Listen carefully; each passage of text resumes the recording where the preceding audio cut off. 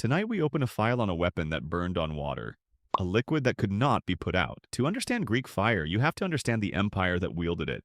By the 7th century, the Roman Empire no longer ruled from Rome.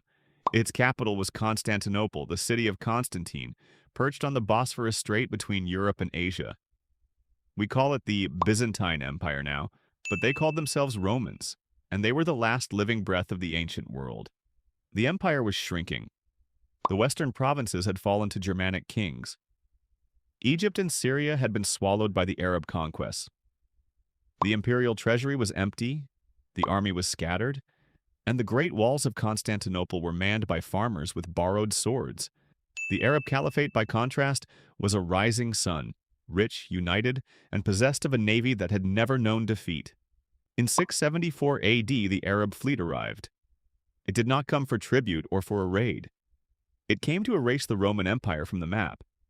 The ships anchored just outside the harbor of Constantinople, and the siege began. It would last 4 years. The defenders had few options. They could not outfight the Arab navy. They could not negotiate. What they had was a man named Callinicos, a Greek architect and alchemist who had fled from Syria ahead of the Arab advance. He brought with him a formula, a liquid. He claimed it could burn on water and turn ships to ash. The emperor gave him everything he asked for. In 678 AD, the Byzantines unleashed what Callinicos had built. It was not a bomb, it was not a powder. It was a stream of liquid fire projected from tubes mounted on the prows of their fastest galleys. The tubes were made of bronze, shaped like the heads of lions or dragons, and from their mouths poured a thick, green-gold flame that roared like an animal. The Arab ships, packed close together for the blockade, caught fire instantly. Sailors threw themselves into the sea to escape the heat, and watched the fire follow them. The water itself seemed to burn. Wooden hulls blazed down to the waterline. Iron fittings glowed red. The fire clung to everything it touched: wood, metal, cloth, skin. It could not be doused with water. It could not be smothered. It simply burned until there was nothing left. The psychological effect was as devastating as the physical. The Arabs had never seen anything like it. They had no answer. The survivors pulled back and the siege collapsed. Constantinople was saved. A single weapon had turned the course of a war. Over the next 4 centuries, Greek fire became the empire's ultimate safeguard. It was used against Arab fleets again in 717 AD, when a second siege of Constantinople was shattered in a single afternoon. It was deployed by Emperor Leo III, who lured the enemy fleet into a narrow strait and then set the entire sea alight. Sailors leaped from burning ships only to surface in flames. The weapon was employed by land as well. Portable siphons, hand-pumped devices carried by soldiers, could spray Greek fire in close combat. Ceramic grenades filled with the liquid were hurled into enemy formations.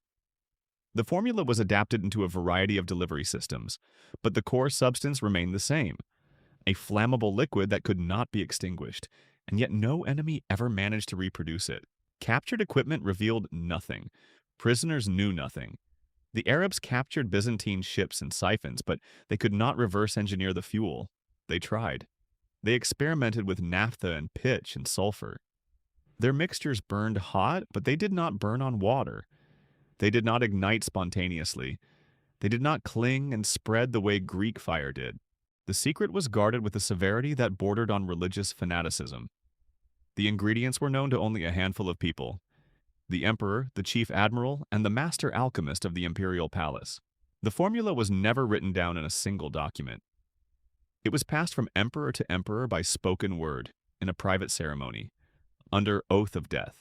Any scholar suspected of attempting to discover the secret was exiled or executed.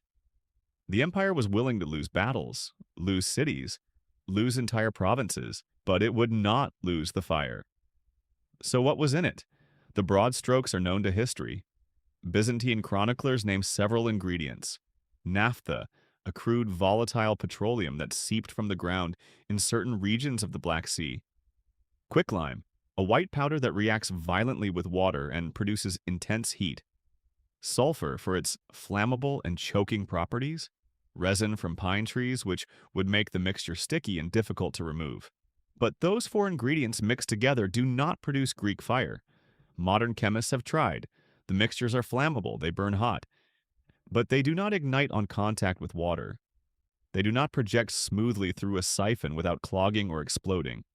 They do not cling to surfaces with the adhesive terror described by eyewitnesses. Something essential is missing. Some historians argue the missing ingredient was saltpeter, an oxidizer that would allow the fire to burn even underwater. Others propose that the Byzantines used a form of crude oil that no longer exists, extracted from a specific geological formation that has since been depleted. There are theories involving phosphorus, which glows and burns on contact with air. There are theories involving calcium phosphide, which releases flammable gas when wet. All of these can be made in a modern laboratory. None of them replicate the full, terrifying behavior of Greek fire. The most persistent theory involves a substance called thickened naphtha, a petroleum base mixed with a secret thickening agent, perhaps a type of tree sap or boiled animal fat. This would create a sticky, gel-like substance that clings and spreads. Modern napalm is based on a similar principle, but napalm requires an igniter. Greek fire, according to the sources, ignited spontaneously when it touched water. That is the detail that breaks every modern reconstruction. Either the chroniclers were exaggerating or the Byzantines knew something about chemistry that we still do not. What happened to Greek fire? It did not vanish overnight. It faded. The last definitive recorded use was during the Fourth Crusade in 1204, when the defenders of Constantinople deployed it against the Crusader fleet. But by then, the empire was a shell. The treasury was bankrupt. The siphon technology was falling into disrepair. The oral chain of transmission, from emperor to emperor, had been broken by coups, civil wars, and usurpers who killed the legitimate ruler before the secret could be passed on. When Constantinople finally fell to the Ottoman Turks in 1453, there was no Greek fire to save it. The city's walls were breached by gunpowder cannons, a technology the Byzantines had failed to adopt. The secret of the fire had died quietly, perhaps a century earlier, perhaps more. No document has ever been found. No surviving siphon. No recipe. Just a handful of chronicles describing its effects in awed, terrified language. Today, we live in an age of weapons far more terrible than Greek fire. We have bombs that split atoms. We have missiles that strike from 1,000 miles away. But the question of Greek fire still haunts us, not because we need it, but because we cannot make it. In 2002, a team of Greek scientists attempted a reconstruction using medieval texts and modern chemistry. They produced a flammable liquid that burned on water. It did not ignite spontaneously, it required a spark. The demonstration was considered a partial success, but it fell far short of the historical descriptions. In 2010, an American engineer built a replica siphon and tested various fuel mixtures. The results were inconsistent and dangerous. The siphon clogged, the fuel separated. The flame was hot, but not the clinging, spreading nightmare of the Byzantine chronicles. And that raises the final, uncomfortable question. If the Byzantines really did possess such a weapon, a fire that lit itself on water that could not be extinguished, that could be sprayed from a tube with precision, how did they do it? Were they chemists of a sophistication we do not attribute to them? Did they stumble on a natural phenomenon that we have lost access to?